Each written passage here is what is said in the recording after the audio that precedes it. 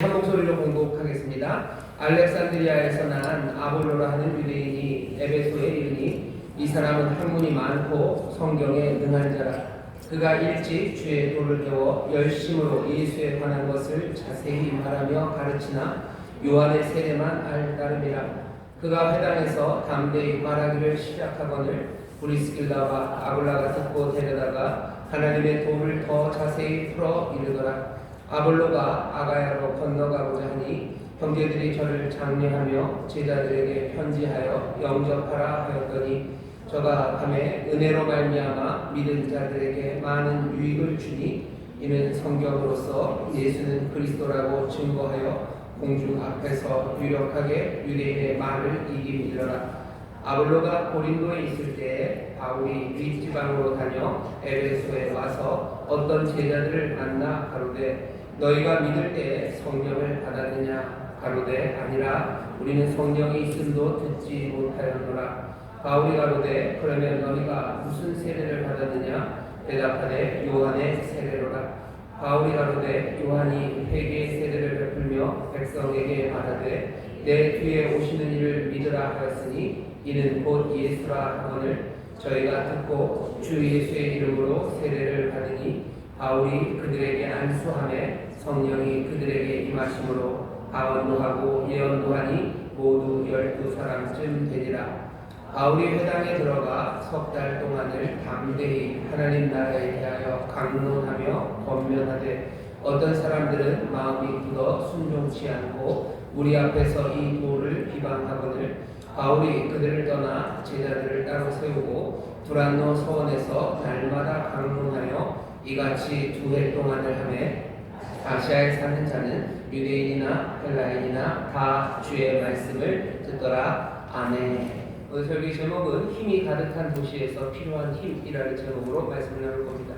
힘이 가득한 도시에서 필요한 힘이라는 제목으로 말씀을 나눌 겁니다. 오늘 우리가 읽은 본문 중에서 특별히 이 19장 1절부터 7절까지 있는 이 말씀은요, 소위 말하는 오순절 교회 사람들, 순복음 교회 사람들이 굉장히 좋아하는 말씀입니다. 왜냐하면 오순절 교파라고 불려지는 사람들, 요즘은 성령 충만받고 방언으로 기도하는 게 그렇게 낯설지 않지만 얼마 전까지만 해도, 얼마 전이 꽤 전입니다. 3, 40년 전만 해도 이 우리나라에서 방언하고 또 방언으로 기도하는 게 그렇게 흔하지 않았었습니다.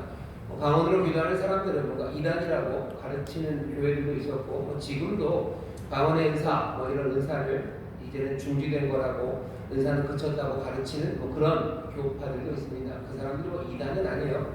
성경을 보면서 조금씩 해석이 다른데 좀 아주 중요한 부분에서 우리와는 좀 다릅니다.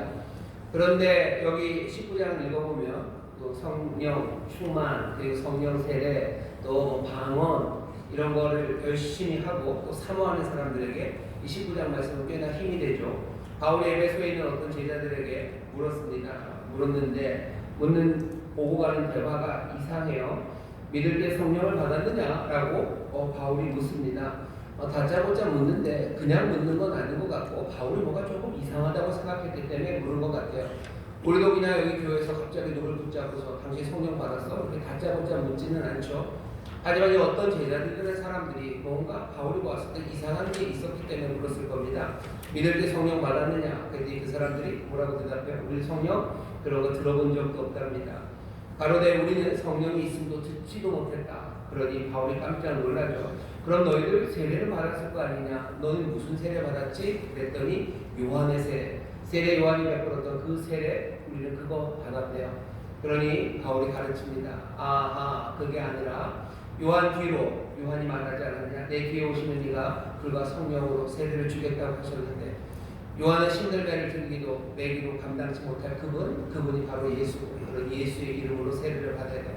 예수의 이름으로 세례를 받고 물과 성령으로 세례받는 그 은혜가 너에게 필요하다고 예수를 다시 한번 증거하고 예수의 이름으로 세례를 주고 안수하니 어떻게 됐어요? 성령이 그들에게 임하고 사람들은 방언하고 예언하기 시작합니다. 그러니 오순절교회 사람들은 속이 시원해요. 봐라, 너네들 그거 자꾸 모른다고 그러지 말아라. 방언하고 예언하는 거 여기 이 일이 있지 않냐라고 생각하고 가르치면서 우리 오순절교회 순복음교회 사람들이 참 좋아하는 말씀이 여기 있는 19장 말씀입니다. 이렇게 이해하는데 아무 문제는 없는 것 같아요. 제 생각에도 지금 바울이 에베소에서 하는 일은 어쩌면 성령 충만함 그리고 성령의 은사 그것들을 알지도 못하고 뭐 부정하는 게 아니에요. 그걸 알아야 부정을 하죠. 알지도 못하는 사람들에게 이런 은사가 있다는 것을 분명히 보여주는 것. 그러니 뭐 오순절 교회 우리가 갖고 있는 성령에 대한 신학을 뭔가 변증하고 뭐 사람들에게 설명할 수 있는 좋은 말씀이 됩니다. 그건 우리 얘기고 누가가 이 사도행전을 쭉 쓰면서요. 오늘 이 본문을 쓸 때는 나중에 2000년쯤 지나서 뭐 순복음 성도들 아니면 오순절 성도들이 뭐 방언이 그쳤을 때 거기에 변론하기 위해서 이 말씀을 뭐 사용해라라고 적어놓은 것은 아닙니다. 분명히 방언하고 예언하는 일, 그 일이 지금도 우리에게 필요하고 또 지금도 가능하다라는 말씀에 근거가 되는 말씀은 분명해요. 하지만 누가가 이 말씀을 기록할 때는 그것과는 조금 다르게 어떤 아주 확실한 의도를 가지고 오늘 말씀을 기록합니다. 특별히 사도행전을 우리가 요 본문만 오늘 딱 그냥 몇 달 만에 사도행전을 읽은 게 아니죠. 금요일마다 지금 사도행전을 쭉 읽어왔어요. 그렇기 때문에 뭐 사실은 좀 편하게 이 설교를 할 수 있습니다. 사도행전은 교회가 어떻게 서가고요, 어떻게 하나님의 사람들이 복음을 증거하며 주가 맡기신 그 사명을 감당해 나가는지 그것들을 쭉 보여줍니다.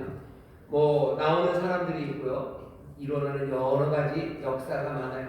그 중에 한 덩어리가 바울이라는 바울이 이 사도가 어떻게 증인의 삶을 살아갔는지, 어떻게 이 사람의 헌신과 순종을 통해서 교회가 서갔는지 그것들을 쭉 보여주고 있어요.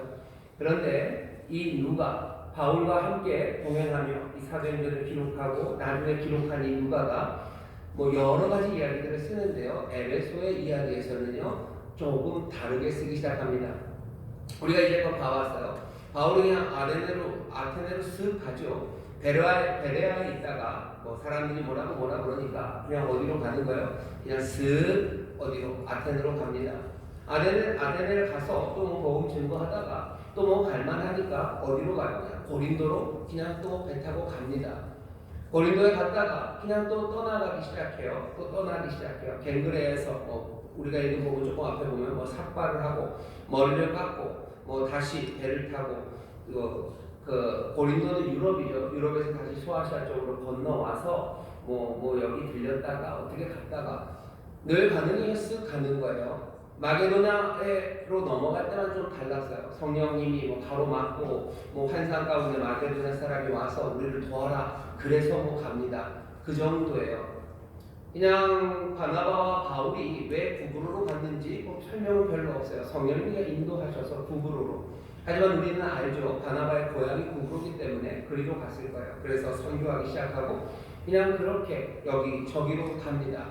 성령의 인도하심에 따라 가요. 꼭 자고 일어났을 때 성령이 어디로 가라라고 글자를 써서는 아니에요.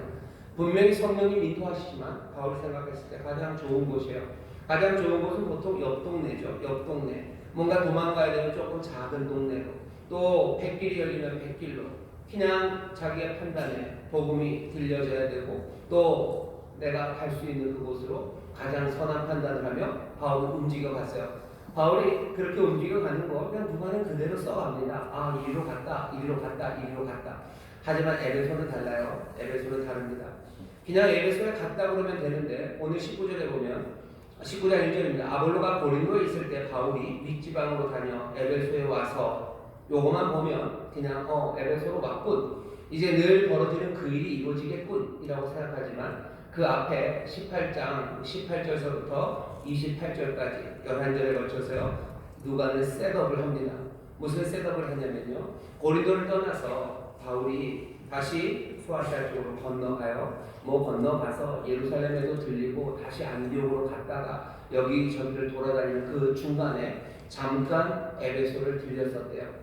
잠깐 에베소에 들려서 복음을 증거하니 사람들이 더 머물라고 그랬지만 바울이 그렇게 얘기했어요. 하나님이 만일 하나님의 뜻이면 21절입니다. 너희에게로 돌아오리라 하고 배를 타고 에베소를 떠났어요. 꼭 그런 얘기가 필요 없는 게 에베소 얘기를 잠깐 합니다. 그러면서 에베소에 바울이 브리스길라와 아굴라를 남겨놨어요. 근데 또 거기 알렉산드리아에서 온 아볼로라는 사람이 거기에 또 왔대요. 알렉산드리아라는 대학 도시입니다. 학문이 어마어마하게 발전한 이집트의 알렉산드리아에서 아볼로가 에베소에 와서요. 에베소에 와서 사람들을 뭘 가르쳐요. 성경을 잘 가르치고 예수가 그리스도임을 알아요. 그걸 가르치지만 뭔가 좀 부족해요. 받은 건 요한의 세례만 받았어요. 아볼로가 큰 문제가 있는 건 아니에요. 하지만 또 아볼로는 아가야로 고린도로 떠납니다.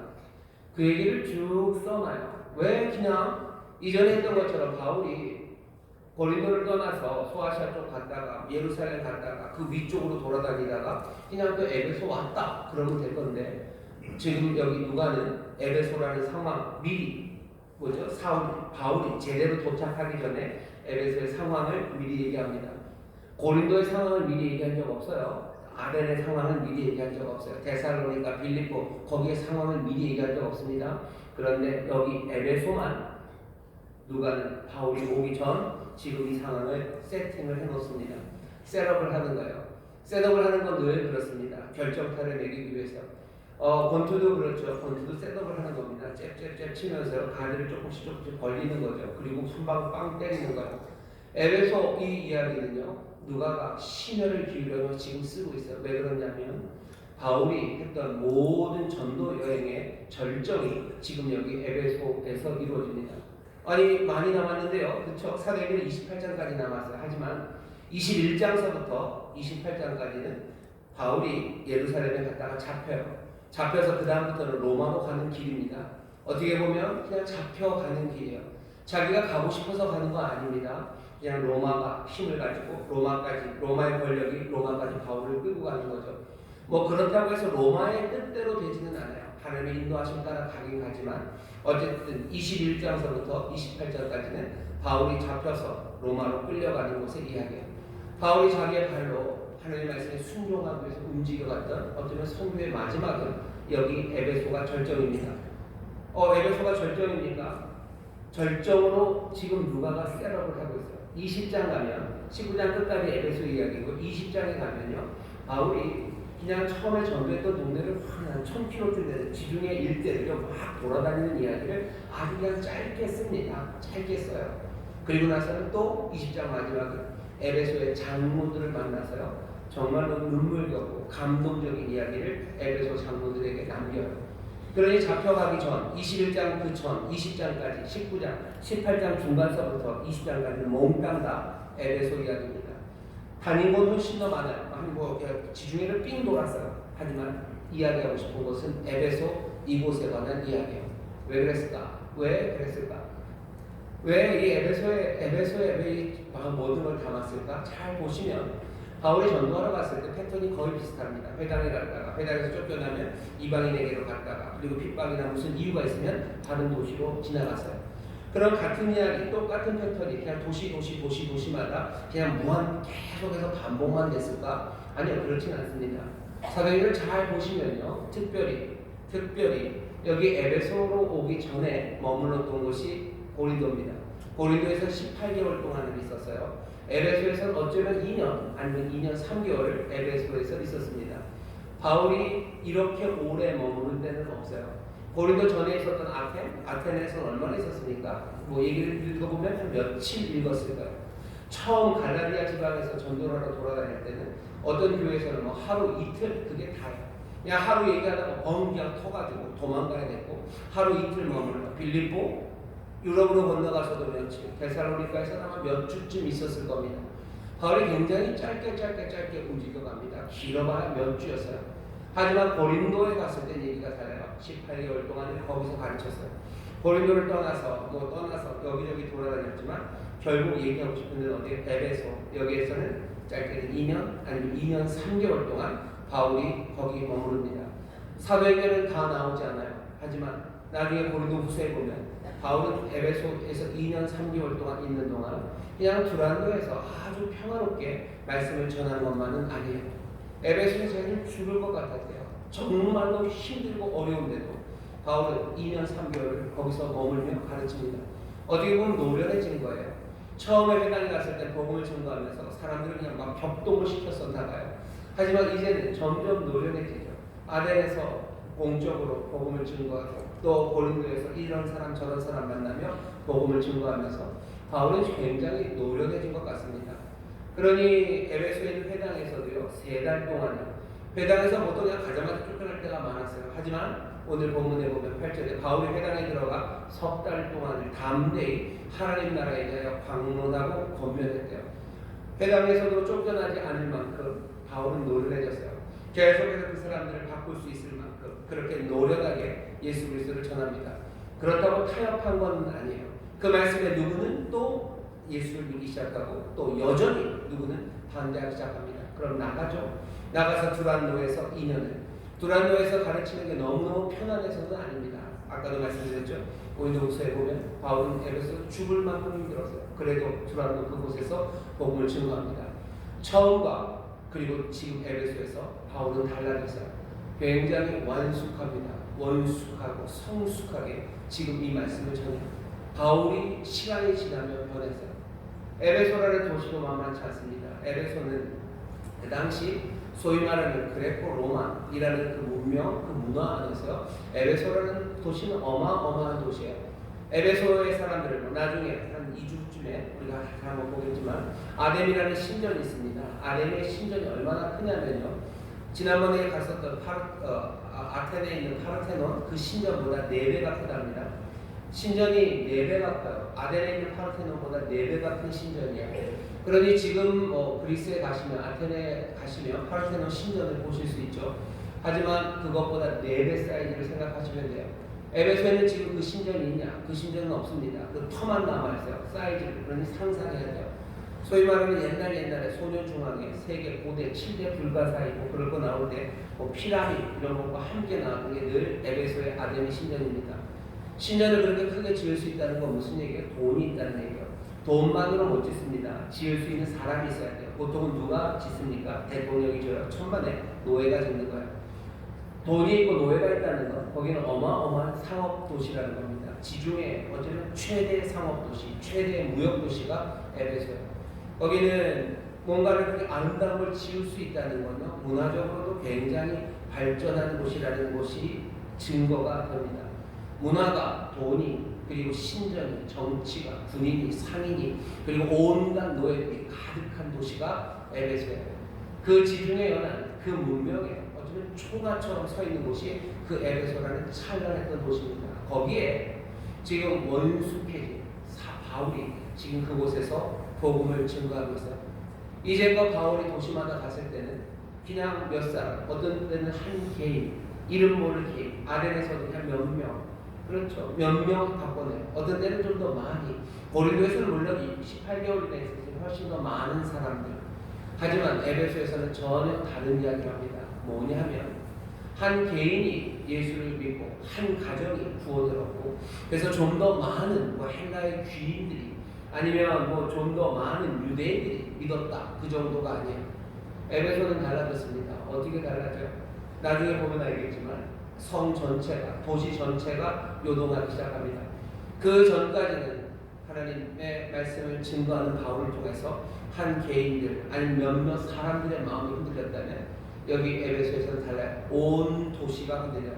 아덴이 그 신을 섬기면서, 그 신전에서 신을 섬기면서 얼마나 많은 사람들이 그곳에 왔는지, 그 신전에 있는 아데미를 만드는 은장색, 그거 파는 거, 그걸로만 해도 돈을 엄청 벌었던 도시가 에베소예요. 근데 그 에베소에서 이 은장색이라는 산업 자체가 무너질 만큼 에베소가 흔들려요.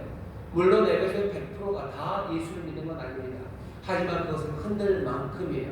사실은 100%가 다 흔들리는 건 아닙니다. 10%, 20%만 흔들려도 흔들리죠. 여기 사업하시는 분들 아실 거예요. 사업하시는 분들 영업이익률이 보통 몇 프로 나오니까 10% 나오면 대단한 거예요. 이익률이 적어도 은행 이자보다만 많은 건데요. 은행 이자가 5%면 6%만 벌어도 사실은 회사는 진행이 됩니다. 그런데 거기에서 뭔가 10% 떨어지기 시작하면요, 그때는 위기예요. 그때는 흔들흔들 하는 겁니다. 아마 도시의 한 10% 정도가 생각이 바뀌기 시작하면 도시의 산업이 무너지기 시작해요. 다른 데는 그런 얘기 없어요. 하지만 에베소에서는 온 도시가 소동합니다. 산업이 무너지기 시작해요. 한 번도 그런 적 없어요. 2년 3개월을 머무른 곳도 없어요. 바울은 성숙하게 지금 그곳에서 복음을 증거해요. 에베소라는 얘기를 누가 하고 싶어요. 여기 이 결정타, 어쩌면 바울의 사역의 절정의 이야기를 지금 하고 싶은 거예요. 그러면 셋업을 해야 되죠. 그 셋업이 뭡니까? 다른 것 아니에요. 뭔가 부족하다는 거. 알렉산드리아의 손 아볼로는 위대한 성경의 선생, 거기서도 뭔가 부족해요. 브리스길라가 가르쳤어야 됐어요. 여기 어떤 제자들이라는 사람이 있어요. 하지만 여기도 부족해요. 뭔가가 부족해요. 채워져야 되는 게 있어요. 그게 있어야 여기 지금 에베소에서처럼 바울의 사역에 절정이 이루어질 수 있다고 얘기하는 건데, 그게 뭡니까? 예수의 이름으로 세례를 받는 거예요.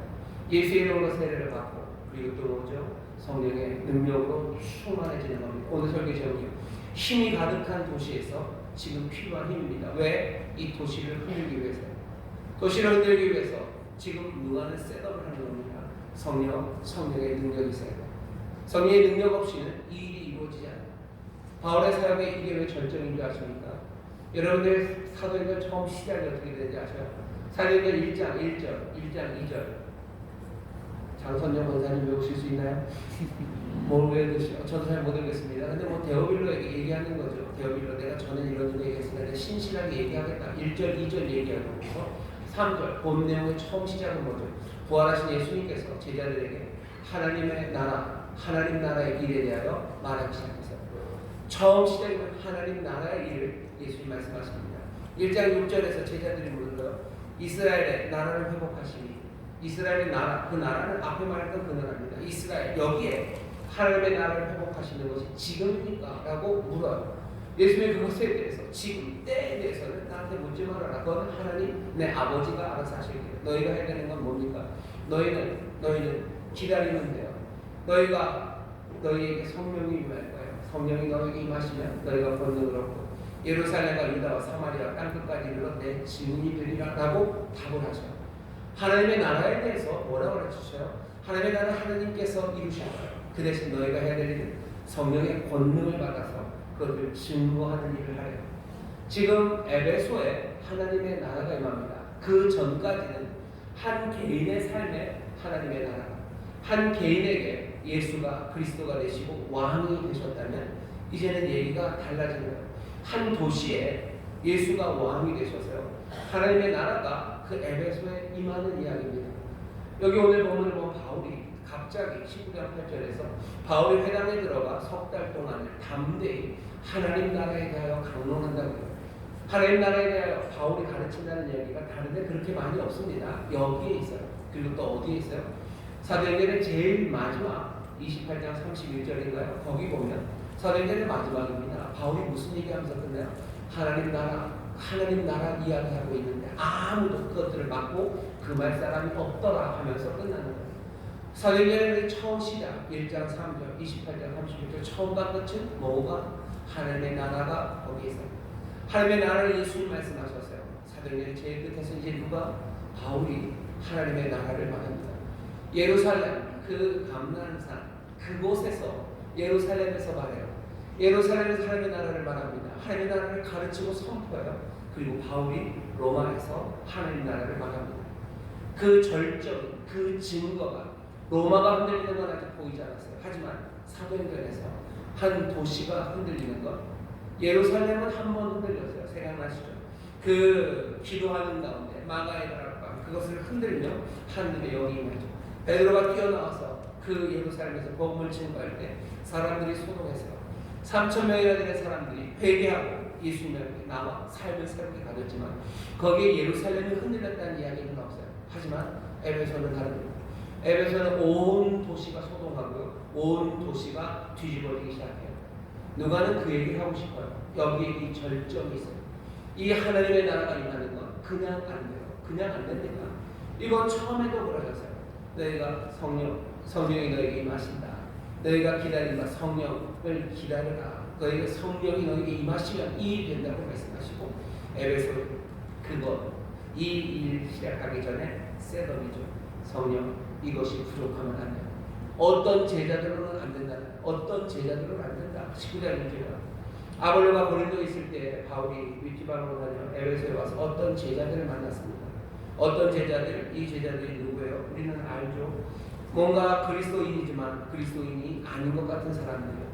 요한의 세례만 한답니다. 그러면 요한의 제자라고 하면 되는데 요한의 제자라고는 누가가 부르지 않아요. 뭔가 이 그리스도의 사람인 것처럼 보이는 것 같아요. 에베소에 있는 제자들입니다. 요한의 세례도 받았고요. 그러니 하나님의 나라에 대해서 알아요. 왜? 요한이 회개하라, 하나님의 나라가 가까웠다고 하나님의 나라를 가르쳤던 사람이 요한이에요. 요한의 제자라는 얘기는요. 그러니 하나님의 나라 그것이 무엇인지 알아요. 그 나라가 임할 것도 알아요. 임할 것도 압니다. 하지만 그것만 갖고는 되지 않아요. 그것만 가지고 되지 않아요. 부족해요. 성령이 있다는 걸 들어본 적도 없어요. 어떻게 이럴 수 있을까? 어떻게 그럴 수 있을까? 그럴 수 있습니다. 꽤나 많은 사람들이 그때나 지금이나 하나님의 나라에 대해서 성령에 대해서 분명히 가르치는데도 불구하고 그것들의 요점을 이해하지 못합니다. 그리고 어떻게 해요? 자기들의 고집, 자기들의 관습, 그것들을 계속해서 그냥 유지하려고 해요. 그게 어떤 제자들의 모습입니다. 하나님의 나라, 그 나라 하나님의 능력, 성령의 능력으로 이 도시를 바꾼다고 가르치는데도요. 여기에 대해서 고집 부려요. 아니 그건 아닌 것 같다는 거죠. 그건 아닌 것 같다는 거예요. 그런 건 없어도 된다고 생각하는 거예요. 없어도 된다. 어떤 제자들? 그런 사람들로는 하나님의 나라가 임하지 못하는 거예요. 그런 제자들로는 아직 부족합니다. 성령으로 충만해야 돼요. 방언하고 예언해야 돼요. 성령의 기름 부심이 가득해야 돼요. 그래야 그 권능이, 그 힘이, 왜? 힘이 가득한 도시에서는 그 힘이 필요하기 때문에 누가는 지금 그 얘기를 하고 싶은 거예요. 그 얘기를 하기 위해서 이 셋업을 그냥 이만큼 해놓은 겁니다. 사람들은 어떤 제자들은요 그렇게 얘기하죠. 성령님의 강력한 사역 그것이 분명히 필요하다고 가르치는데도 그것 없이 살아갈 수 있다고 그렇게 고집하는 제자들이 있습니다. 자기만 고집할 뿐만 아니라 심지어는 그렇게 얘기해요. 그렇게 성령의 능력 그런 거 얘기하지 않는 게 성숙한 신앙인이에요. 성숙하기 때문에 성령의 능력에 대해서 더 얘기하다고 느슨하게 말해도 된답니다. 여러분들 잘못 생각하시는 거예요. 바울의 제일 완숙하고 성숙한 그 자리에서 지금 하는 말이에요. 성숙한 바울이 어쩌면 노련한 바울이 그냥 믿음이 점점점 자라고 은혜로 충만하고 사역에 정말로 완숙해진 이 사람이 묻는 거예요. 성령 받았느냐? 아직 바울이 초짜라, 생생한 초짜라. 뭔가 초기에는 성령의 능력이 필요하지만 시간이 지나면 말씀으로 아니 지금 바울이 그렇게 얘기 안 하는 겁니다. 누구라도 그렇게 말한다면 이건 그냥 순수한 아니면 순진한 어떤 제자들만은 아닌 거예요. 슬프고 그리고 안타까운 그런 어떤 제자들입니다. 여기서 우리가 다시 한번 확인하셔야 됩니다. 우리가 정말로 성령을 사모하며 성령의 능력 그것들을 꿈꾸기 시작하고 그것으로 충만해질 때 뭐가 하나님의 나라가 우리 가운데 임하고 정말로 주가 왕이 되시는 예수가 왕이 되시는 그 세상을 우리가 만들어낼 수 있습니다. 그 꿈들을 우리가 마음에 품어야 돼요. 어떤 사람들이 여러분들이 하는 그런 이야기에 넘어가지 마셔요. 어렸을 때나 아니면 신앙의 초기에서나 성령의 뜨거움이 필요한 거지. 신앙이 완숙해지고 노련해지면 그거 필요 없다고. 아니 그것 없이도 신앙생활하는 자기를 자랑하는 사람들 그 사람들 조심하십시오. 왜? 그 사람들은 자기 마음을 관리할지 몰라요. 자기 마음 관리하고 경건하게 사는 것 그것이 자기의 관심이에요. 그렇게 사는 사람들은요 어떻게 보면 지극히 개인주의적인 사람들입니다. 지극히 개인주의적이에요. 어쩌면 그래서 요즘 세상에 이렇게 개인주의적인 이 세상에 어울리는 종교에 대해 생각일지도 모릅니다. 개인주의적이죠. 그러니 내 마음 관리하고 나 경건하게 사는 것 그거예요. 내 영적인 복지예요. 내 영적인 안녕이에요. 내 영적인 안녕을 위해서는 관심이 있어요. 내 영적인 안녕을 위해서는 내가 수고하고 열심을 냅니다. 하지만 하나님의 나라라는 그 더 큰 전망 거기에는 관심이 없어요. 거기에 관심이 없으니 성령 충만에 대한 사모함도 없습니다. 여기에 이 슬픈 일들은 순환되기 시작하는 거예요.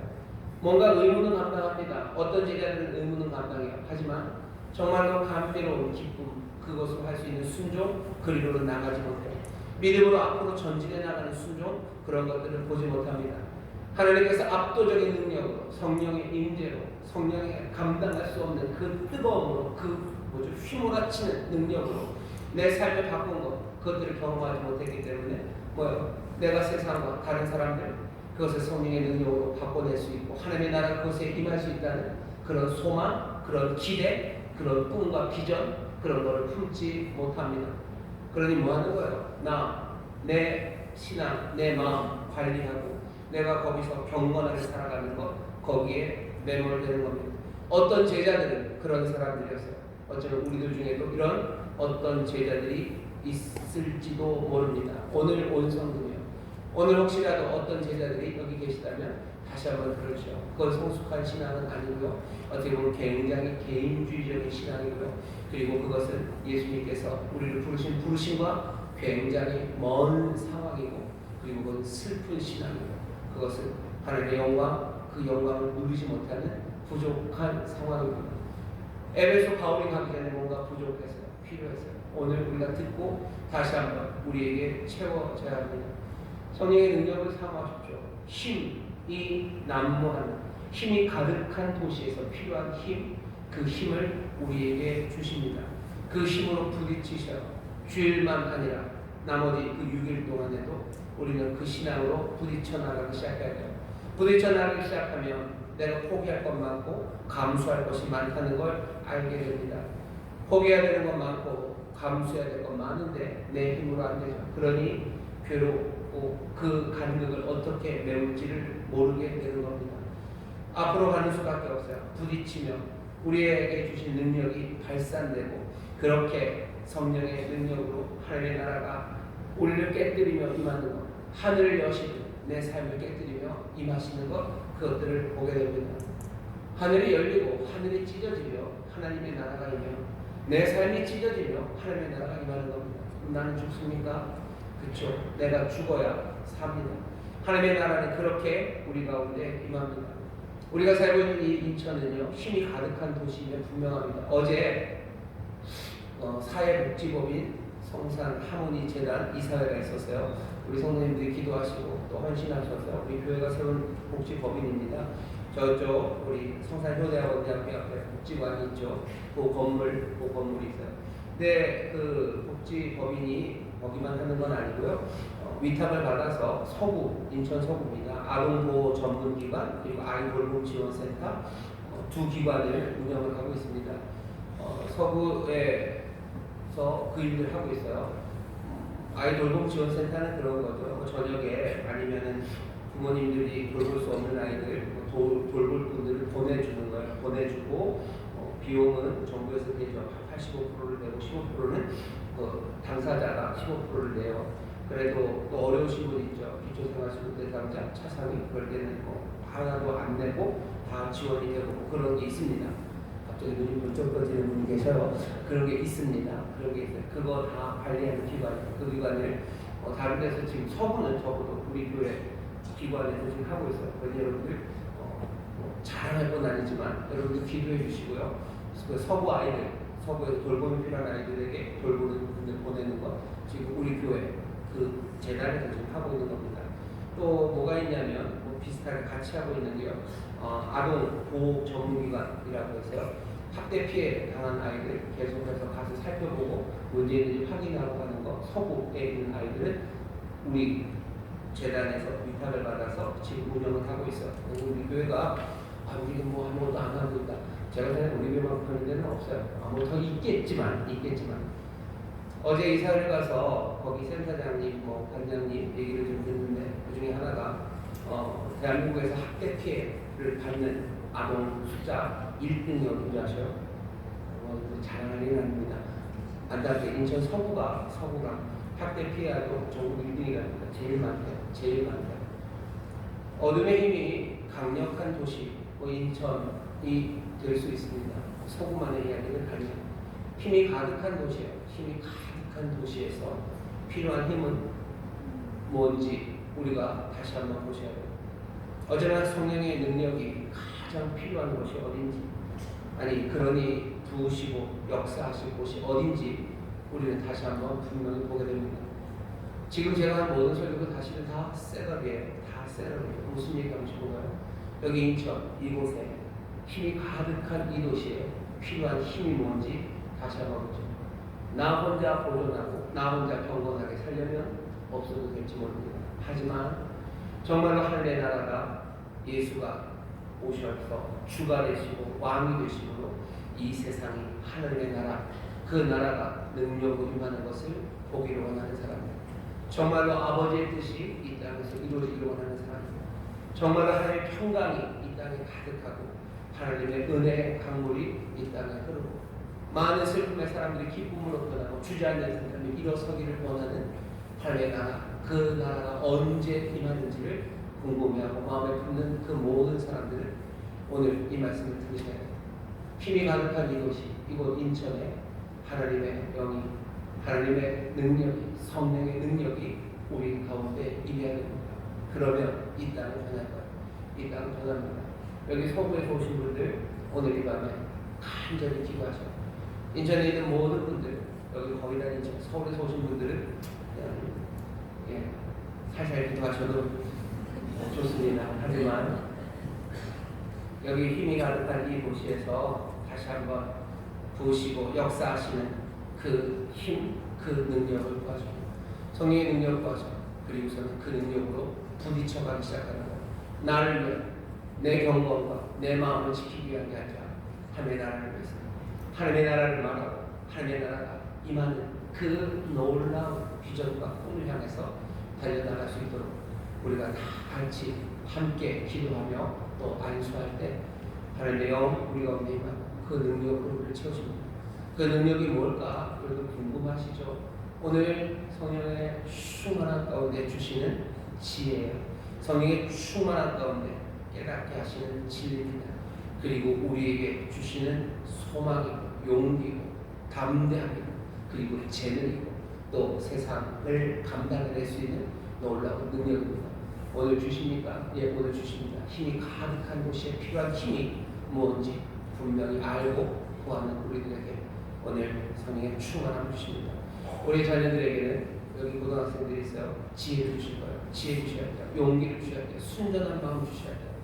감당할 수 있는 강력한 마음의 힘, 버틸 수 있는 용기들, 그리고 또 싸워 이겨낼 수 있는 지혜를 하나님께서 주시는 성령의 놀라우신 은사와 그 힘이 이 도시, 이곳 또 우리 사랑하는 모든 성도들에게 오늘 이 밤 임할 줄 믿습니다. 기도하겠습니다. 하나님 감사합니다. 힘이 가득한 도시, 여기 필요한 힘이 뭔지 우리가 봅니다. 아버지는 어떤 제자들로는 안 됩니다. 오늘 우리가 부족하니 다시 한번 아버지는 주 예수의 이름으로 세례를 받게 하시고 정말로 예수 왕 되신 분에 대한 굳건한 믿음 가운데 성령님 기름 부으시고 또 능력으로 임하셔서 우리의 힘이 되어주시고 우리를 성령의 능력으로 가득 채워 주옵소서. 사모하는 자들에게 주십니다. 안수함에 임하는 것처럼 오늘 주님이 안수하시고 주께서 우리와 함께 하시오니 한 사람도 남김없이 이 힘과 능력으로 충만해져 정말로 아버지는 이 도시에서 하나님의 나라 그 나라가 권능으로 임하는 것들을 보며 권능으로 임하는 그 일에 함께 참여하는 우리 모든 성도들 되게 하여 주옵소서. 감사드리며 예수님 이름으로 기도하옵나이다. 아멘. 이제는 동서로 기도하시는데요. 성령 충만하게 하시고 성령의 능력을 주시옵소서. 우리에게 힘 주시옵소서. 지혜를 구해야 하시는 분들 후회 주시는 주님께 구하십시오. 내게 필요한 능력들을 구하셔. 용기가 필요합니까? 용기를 주시오. 나는 자꾸 하나님의 말씀이 기억나지 않고 세상 이야기만 기억납니다. 기도하셔. 세상 이야기를 다 잊게 하는 능력 주시고 주님의 말씀만이 생생하게 기억나는 아버지는 그 능력 달라고 기도하셔. 내게 하나님 견딜 수 있는 체력을 주옵소서. 기도하시오. 감당할 수 있는 능력 주시고 재능을 주옵소서. 구하셔요. 무엇이든 구하셔요. 주께서 우리에게 힘 주십니다. 하나님의 나라 내 혼자 개인이 아니라 정말로 이 땅에 하나님의 나라가 임하는 그에는 내가 증인대로 참여하기 위해서 내게 필요한 모든 것들 성령님이 깨닫게 하십니다. 내게 필요한 게 정말 필요하고 진정 필요한 게 무엇인지 깨닫게 하시고 그 능력을 오늘 성령님이 채우십니다. 오늘은 기적의 자리입니다. 방언하게 하시고 예언하게 하시고 하나님의 진리를 말할 뿐 아니라 진리를 따라 살아갈 수 있는 모든 용기와 힘을 오늘 우리에게 주시니 한 사람도 남김없이 받아들이는 복된 기쁨의 밤이 될 줄 믿습니다. 주여 새롭게 부르시고 함께 통성을 기도합니다. 주여 주여